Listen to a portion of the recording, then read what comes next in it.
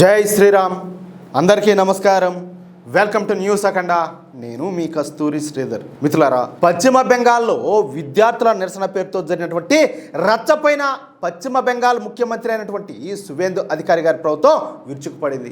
శాంతియుత వాతావరణాన్ని దెబ్బతీసేందుకు చూసినటువంటి గుండాలపైన పక్కా ప్లాన్తో కఠినమైన చర్యలకు అయితే దిగింది. డ్యూటీలో ఉన్నటువంటి పోలీసులపైన రాళ్లు వేయడం, శాంతి భద్రతల కోసం పెట్టేటువంటి ఈ బ్యారికేడ్లను ధ్వంసం చేయడం, అలాగే జర్నలిస్టులపైన దాడులకు పాల్పడిన వాళ్ళపైన కొత్తగా అమల్లోకి తీసుకొచ్చినటువంటి యాంటీ గుండా చట్టాన్ని ప్రయోగించింది. అర్థమైందా? ఈ ఘటనకు సంబంధించి ఇప్పటి వరకు మొత్తం 7 ఎఫ్ఐఆర్లు నమోదైనాయి. 14 మందిని పోలీసులు ఇప్పటికే అరెస్ట్ చేశారు. అంతటితో ఆగల.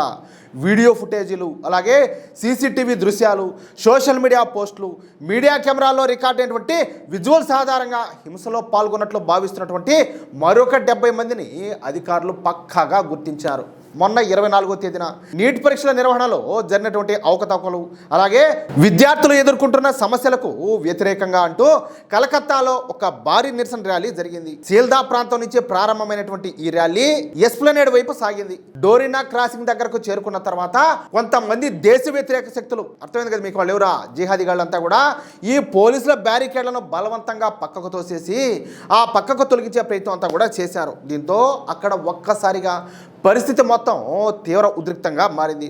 పోలీసులు వాళ్ళను అడ్డుకోవడంతో చెప్పాలంటే పెద్ద ఘర్షణ మొదలైంది. విధి నిర్వహణలో ఉన్నటువంటి పోలీసులపైన రాళ్ళు, కర్రలు, ఆ విధంగా చేతికి ఏది దొరికితే అది ఆ దొరికినటువంటి వస్తువులతో దాడులు చేశారు. ఈ ఘటనను కవర్ చేసినటువంటి మీడియా ప్రతినిధులపైన కూడా దాడులు తెగబడినారు. కొంతమంది జర్నలిస్టులను దారుణంగా కొట్టి వాళ్ళ కెమెరాలను లాక్కునేందుకు, వాటిని ధ్వంసం చేసేందుకు ప్రయత్నాలు చేశారు. పరిస్థితి అంతా కూడా చేయి దాటిపోతా ఉండడంతో కలకత్తా పోలీసులు, అలాగే ర్యాపిడ్ యాక్షన్ ఫోర్స్ సిబ్బంది వెంటనే రంగంలో దిగినారు. హింసకు పాల్పడుతున్నటువంటి గూండాలను చెదరగొట్టేందుకు కఠినంగా బలప్రయోగం కూడా చేశారు. ఈ గొడవ పైన హెయిర్ స్ట్రీట్ పోలీస్ స్టేషన్లో 6 ఎఫ్ఐఆర్లు, అలాగే ఎంటాలి పోలీస్ స్టేషన్లో 1 ఎఫ్ఐఆర్ నమోదు చేశారు. ఈ విషయం పైన పశ్చిమ బెంగాల్ ముఖ్యమంత్రి అయినటువంటి సువేందు అధికారి గారు అసెంబ్లీలో మాట్లాడుతూ, ర్యాలీ నిర్వాహకులతో ఎలాంటి ప్రత్యక్ష సంబంధం కూడా లేనటువంటి దాదాపు 70 మంది వ్యక్తులు కావాలనే విద్యార్థుల మధ్యలోకి చొరబడి ఈ హింసకు పాల్పడ్డారని దర్యాప్తులో తెలియదని చెప్పేసి స్పష్టం చేశారు. విద్యార్థుల సమస్యలపైన సాగుతున్నటువంటి నిరసనను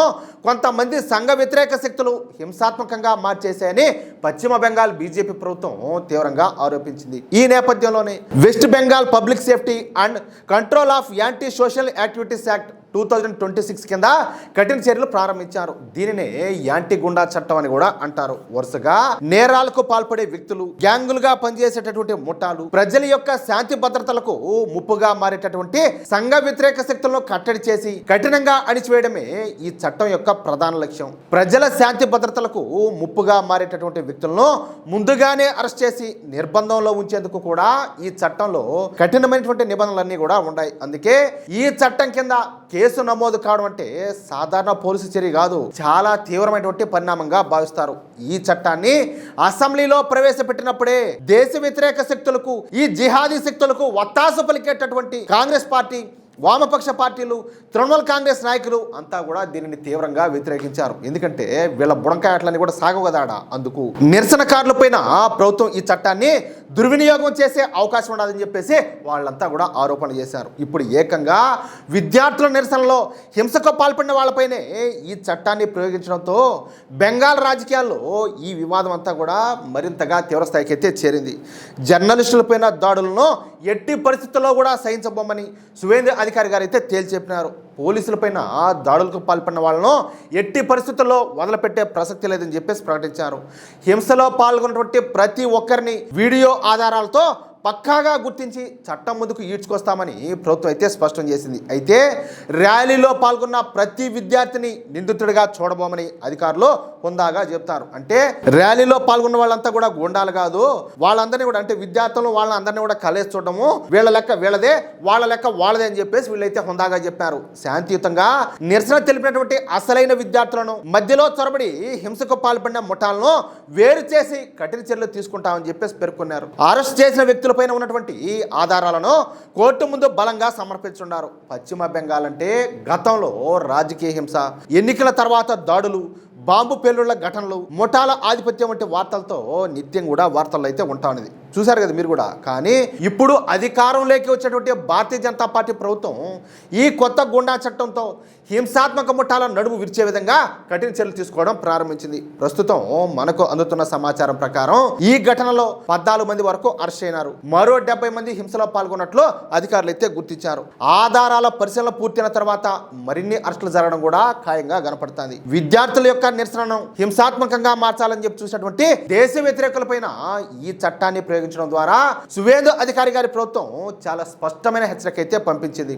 పోలీసులపైన జర్నలిస్టులపైన చేసుకుంటే పరిణామాలు ఎంత దారుణంగా ఉంటాయో చూపించింది. అది అసలు విషయం. ఏం తమాషా చేసినా కూడా వీళ్ళంతా కూడా ఈ కాంగ్రెస్ వాళ్ళు, కమ్యూనిస్ట్ వాళ్ళు, అదేవిధంగా ఈ తృణమూల కాంగ్రెస్ పార్టీ వీళ్ళంతా కూడా వీళ్ళ సపోర్టు ఏది ఈ దేశ వ్యతిరేక శక్తులకు, హిందూ వ్యతిరేక శక్తులకు. అందుకే కదా ఈ డ్రామాలంతా కూడా. కానీ బీజేపీ ప్రభుత్వంలో ఎన్ని కూడా కుదరవు. తప్పు ఎవరు చేసినా కూడా అంతే, అట్లా ఉంటుంది కథ. మిత్రులారా, ఈ న్యూస్ కనుక మీకు నచ్చినట్లయితే వెంటనే ఈ వీడియో లైక్ చేసి మీ మిత్రులకు అందరికి కూడా షేర్ చేయండి. అలాగే ఈ వీడియో పైన మీ యొక్క అమూల్యమైన అభిప్రాయాలను ఖచ్చితంగా కామెంట్ రూపంలో తెలియజేయండి. అలాగే ఇంతవరకు మీరు కనుక మన ఛానల్ను సబ్స్క్రైబ్ చేసుకున్నట్లయితే ప్రతి ఒక్కరు కూడా మన ఛానల్ను సబ్స్క్రైబ్ చేసుకోండి, సపోర్ట్ చేయండి ప్లీజ్.